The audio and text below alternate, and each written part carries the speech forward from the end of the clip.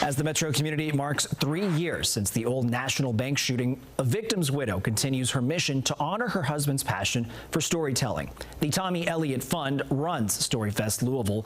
Elliott's widow, Mary Ann, created the fund and StoryFest itself. She says that by sharing stories with neighbors and making new connections, individuals and partnerships across the metro can help each other grow and make a positive impact. We don't have anything like this in Louisville.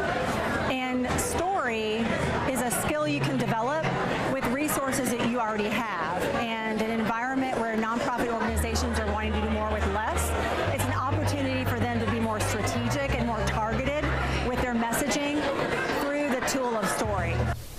Elliott says the festival has sold out its tickets this year, even after choosing to book a bigger space for the year's event.